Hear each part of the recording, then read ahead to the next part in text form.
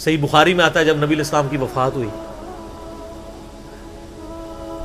تو حضرت عمر نے تلوار نکال لی کہ میں اس کی گردن کاٹ دوں گا جو کہے گا کہ نبی علیہ السلام فوت ہو گئے. ان کا یہ عقیدہ تھا کہ جس طرح موسیٰ علیہ السلام 40 دن کے لیے کوہ طور پہ گئے، نبی علیہ السلام بھی ڈورمنٹ پوزیشن میں چلے گئے، واپس آ جائیں گے، کیونکہ انہوں نے نبی علیہ السلام سے سنا تھا کہ رومن اور پرشین امپائر گرے گی، تو وہ یہ فورس ہی کرتے تھے ابھی تو کیسرو کسرا کی جنگیں ہم نے لڑی نہیں ہیں، تو حضور اس سے پہلے کیسے دنیا سے جا سکتے ہیں. لیکن اللہ نے تو آپ کو پروفٹ بنوانا تھا نا، کہ آپ کے جانے کے بعد فتوحات کروانی تھی تاکہ پتہ چلے کہ پیچھے اللہ کھڑا ہے.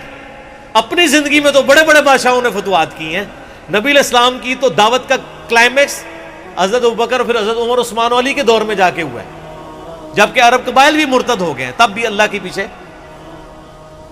سپورٹ تھی. والذی ارسل رسولہ بالہدی ودین الحق لیظہرہ علی الدین کلہ ولو کرہ المشرکون. اللہ نے اس کو دین کو غالب کرنا تھا. تو بخاری کے الفاظ ہیں، حضرت عمر نے کہا میں اس کی گردن اتار دوں گا. حضرت ابوبکر آئے، انہوں نے حضرت عمر کو دیکھا، اگنور کر کے سیدھا حجرہ عائشہ میں گئے، نبی علیہ السلام کے مبارک کفن کو ہٹا کے آپ کے ماتھے پہ بوسہ دیا اور کہا یا رسول اللہ آپ پہ 2 موتیں جمع نہیں کرے گا، ایک موت تو سب کے نصیب میں ہے، اب تو ہمیشہ کی زندگی آپ کو اللہ نے آخرت کی دے دی ہے.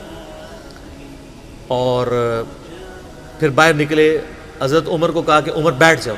حضرت عمر نے بات نہیں سنی تو حضرت بکر ممبر کی طرف چڑھے، ممبر پہ چڑھے اور لوگوں سے کہا کہ عمر کو اس کے حال پہ چھوڑ دو. حدیث کے الفاظ ہیں کہ لوگ حضرت بکر کا ریگارڈ باقی اصحاب سے زیادہ کرتے تھے، حضرت عمر کو تنہا چھوڑ کے لوگ حضرت ابو بکر کی طرف متوجہ ہو گئے. پہلے وہ جو سارا میلہ ان کے گرد لگا تھا شفٹ ہو گیا. تو انہوں نے حمد و صلات کے بعد انہوں نے کہا اما بعد فمن کان یعبد محمدا فان محمد قد مات. سر کلیجے پہ کتنا بڑا پتھر رکھا ہوگا حضرت بکر نے جملہ بولتے ہوئے کہ جو محمد کی عبادت کرتا تھا وہ جان لے کہ محمد کو موت آ گئی ہے. ومن کان یعبد اللہ، اور جو اللہ کی عبادت کرتا ہے وہ جان لے ان اللہ حی لا یموت، اللہ زندہ ہے، اللہ کو کبھی موت نہیں آئے گی. کیا توحید کی تعلیمات ہیں. حضور کی میت کے اوپر حضور کے فضائل نہیں بیان ہو رہے، توحید بیان ہو رہی ہے. Point to be noted. کیوں؟ سر پہلے نہیں انسانیت نے رسک لیا. دنیا کا سب سے بڑا شرک ایک پیغمبر کے نام پہ تو کھڑا ہوا ہے، عیسیٰ ابن مریم کے نام پہ. نبی علیہ السلام کو عیسیٰ ابن مریم نہیں اللہ نے بننے دیا. ایسے تربیت یافتہ وہ صحابہ جو کل تک آپ کے وضو کا پانی نیچے نہیں گرنے دے رہے تھے، آج وفات پہ کھڑے ہو کے فرضی خطبہ دے رہے ہیں.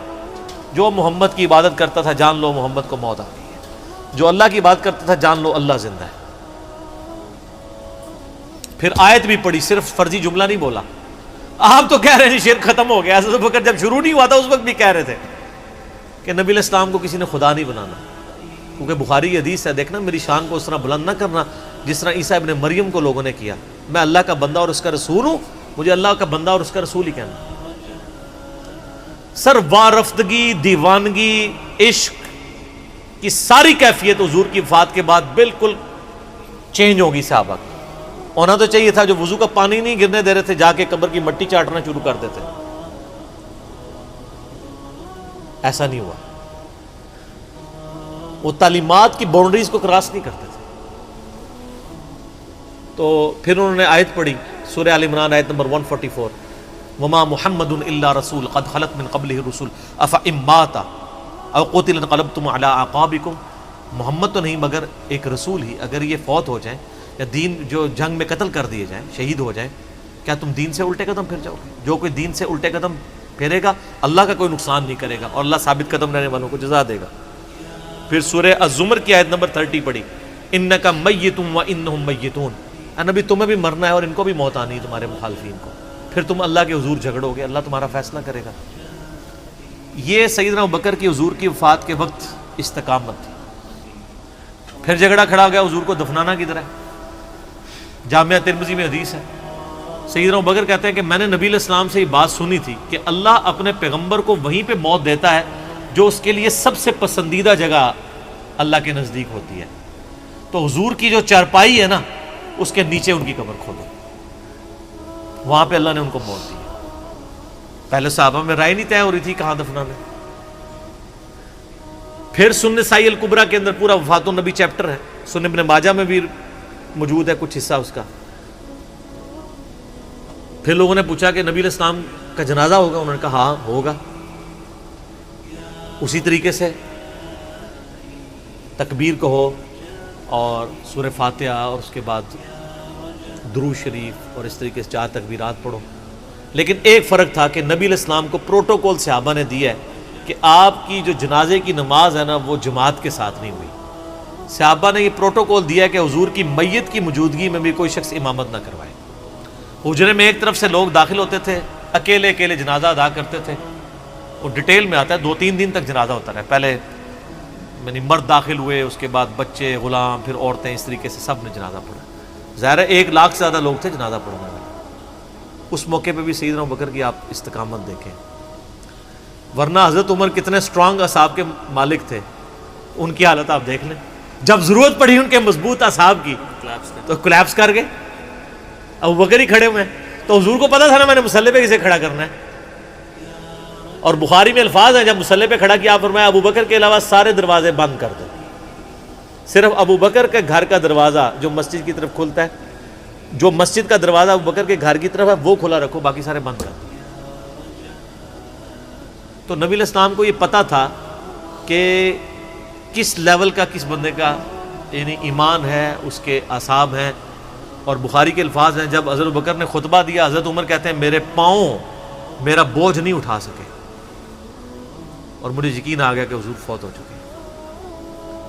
یہاں قرآن و حدیث سن کے کسی کے کان پہ جوں تک نہیں رنگتی، وہاں پہ حضرت ابوبکر کا خطبہ اور آیات سن کے حضرت عمر کہہ رہے ہیں کہ میرے پاؤں میرا بوجھ نہیں اٹھا سکے، کہ یہ تو واقعی تو قرآن کی آیت۔ اور اس میں بخاری مسلم صحیح بخاری میں الفاظ ہیں، کئی دن تک ہم جب بھی صحابہ ایک دوسرے کو ملتے تھے تو یہی آیت سنایا کرتے تھے، وما محمد الا رسول قد خلت من قبلہ الرسل افئن مات او قتل انقلبتم علی اعقابکم، کہ محمد تو نہیں مگر ایک رسول، انہیں بھی تو موت آنی ہے، تاکہ ہمیں یہ یقین آ جائے کہ حضور دنیا سے چلے گئے۔ تو یہ صحابہ کرام علیہم رضوان کی نبی علیہ السلام کے ساتھ عقیدت تھی۔ اور سیدنا ابوبکر آپ کو بالکل صف اول میں نظر آئیں گے، ٹاپ آف دا لسٹ، معاملات کو ہینڈل کرنے میں، چیزوں کو بالکل من و سنت کے مطابق ڈھالنے میں، اور ہر معاملے میں رجوع لانے کے اوپر، اور اہل بیت کے ساتھ کمٹمنٹ کے اوپر، ہر مسئلے میں آپ کو حضرت ابوبکر صدیق کی قربانیاں ٹاپ آف دا لسٹ نظر آئیں گی۔ تو بات کہاں سے کہاں شروع ہوئی، فی البدی میں تو اور گھنٹوں بول سکتا ہوں، مجھے اتنی حدیثیں یاد ہیں یہ فضائل کے اعتبار سے۔ آخر میں اصول برکت کے لیے میں وہ حدیث بیان کروں گا جو میں اکثر بیان کرتا ہوں۔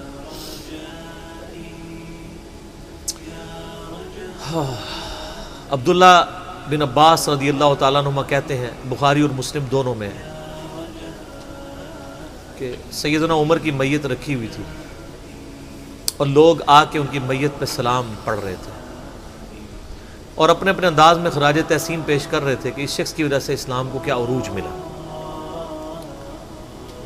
تو کہتے ہیں اتنے میں میں نے محسوس کیا کہ ایک شخص میرے پیچھے آ کے کھڑا ہوا اور اس نے میرے کندھے پہ یوں کونی رکھی، میری پیٹھ اس کی جانب تھی، اس نے کونی میرے کندھے پہ یوں رکھی، اور حضرت عمر کی میت سے مخاطب ہو کے کہنے لگا کہ اے عمر اللہ تجھ پہ رحم فرمائے، تو روئے ارض پہ ان لوگوں میں سے ایک شخص تھا کہ میری بھی خواہش تھی کہ میں ان اعمال کے ساتھ اللہ کے حضور پیش ہوتا، کہ اگر اللہ کے حضور پیش ہونے کے لیے مجھے بہترین اعمال چاہیے تو تیرے اعمال۔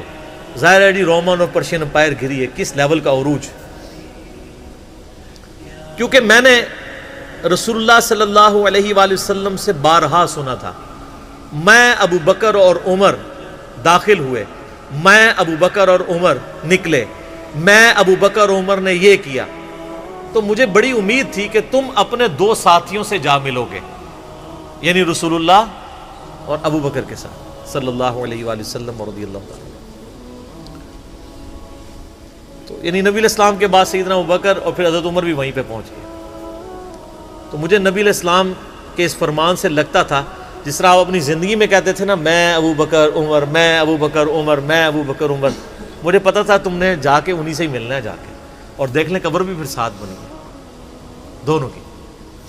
تو عبداللہ ابن عباس کہتے ہیں کہ میں نے جب یوں مڑ کے دیکھا تو وہ سیدنا علی بن ابی طالب تھے جو حضرت عمر کی میت کے اوپر یہ کلمات پڑھ رہے تھے، میں ابو بکر اور عمر، میں ابو بکر اور عمر رضی اللہ عنہم اجمعین وعلیہم السلام اجمعین۔